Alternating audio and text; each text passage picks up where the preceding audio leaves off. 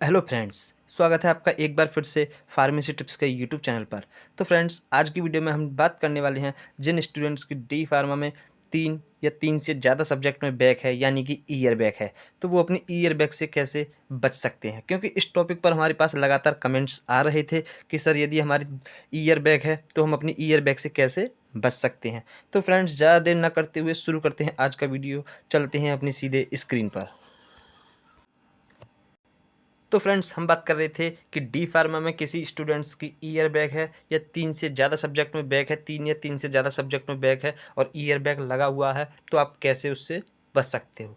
तो फ्रेंड्स, उसका एक ही तरीका है और जो मैं आपको तरीका बताऊंगा वो सभी के लिए अपनाना है जिनकी ईयर बैग लगी हुई है। तो फ्रेंड्स, जैसे हम बात करें डी फार्मा फर्स्ट ईयर की, तो उसमें आपके टोटल 5 सब्जेक्ट हैं और बात करते हैं डी फार्मा सेकेंड ईयर की, उसमें आपके टोटल 7 सब्जेक्ट हैं। यदि आपके पाँचों सब्जेक्ट में भी बैक होती है या आपके सातों सब्जेक्ट में भी बैक होती है सेकेंड ईयर वालों की, ठीक है, तो आपको फ्रेंड्स केवल और केवल एक तरीका करना है कि आपको सीधे री इवोल्यूशन का फॉर्म फिल करना है सभी सब्जेक्ट का।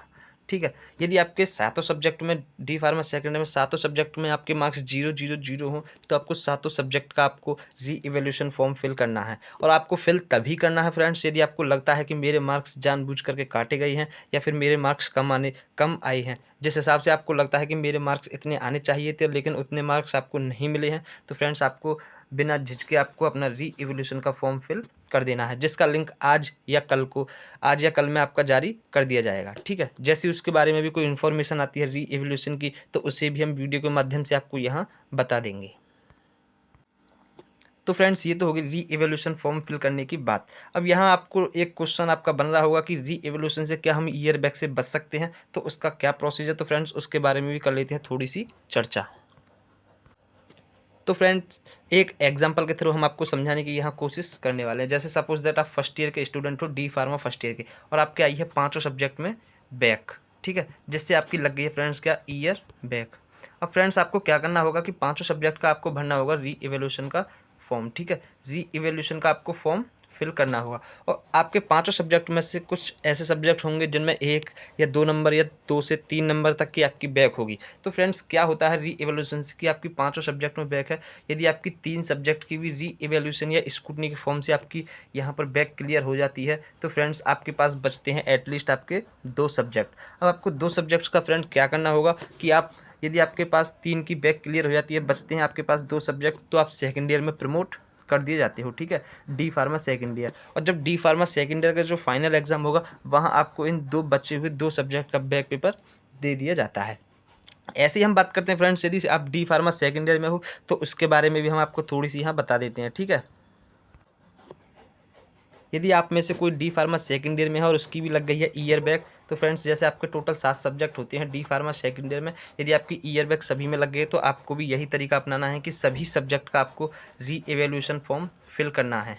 ठीक है, यदि आपकी 7 की जगह 5 में भी आपकी बैक है, 2 में आप क्लियर हो, तो आप 5 का भी भर सकते हो। ऐसा कोई नहीं है कि 7 ही उन्हीं के लिए, ये सभी के लिए है। लेकिन आपको री एवेल्यूशन का फॉर्म आपको जरूर भरना है यदि आपको लगता है कि मेरे नंबर बढ़ सकते हैं। और यदि आपको नहीं भी लगता है तो फ्रेंड्स, जब आपको ईयर बैक से बचना हो तो कुछ आपका चार्ज लगेगा ही, लेकिन आपको री इवोल्यूशन का फॉर्म फिल कर देना है। जैसे सपोज दैट आपके 7 हैं, यदि आपके 5 में आपकी बैक क्लियर हो जाती है री इवोल्यूशन से, तो फ्रेंड्स आपके पास भी शेष बचते हैं 2 सब्जेक्ट। ठीक है, जिनका आपका क्या होगा, स्पेशल बैक पेपर आपका करा लिया जाएगा। और ये आपका स्पेशल बैक पेपर के फॉर्म आपके शायद जनवरी में आपके फॉर्म ये जारी कर दिए जाते हैं, जिससे आपका स्पेशल बैक पेपर का एग्जाम करा लिया जाता है। स्पेशल बैक पेपर केवल सेकेंड ईयर वालों का होता है फ्रेंड्स, और ये आपका जनवरी माह में कंडक्ट करा लिया जाता है। इसके जो फॉर्म होते हैं जनवरी में आते हैं। तो फ्रेंड्स, यहाँ से उम्मीद करता हूँ कि आपको, यदि ईयर बैक जिन स्टूडेंट की है उनके सभी के यहाँ से डाउट क्लियर हो गए होंगे कि आपको री एवोल्यूशन या स्क्रूटनी का फॉर्म जरूर फिल करना है। जिससे क्या होगा कि आपकी यदि ज़्यादा से ज़्यादा सब्जेक्ट में बैक क्लियर हो जाती है तो आपके पास कम सब्जेक्ट बचेंगे, तो आप नेक्स्ट ईयर या आपकी ईयर बच सकती है, या फिर जैसे फर्स्ट ईयर के हो तो आप नेक्स्ट ईयर में प्रमोट हो सकते हो। तो फ्रेंड्स, आशा करता हूँ ये वीडियो आपको पसंद आई होगी। वीडियो पसंद आई हो तो वीडियो को लाइक कीजिए और ऐसे ही फार्मेसी से जुड़ी वीडियो पाने के लिए चैनल को सब्सक्राइब करना मत भूलिए।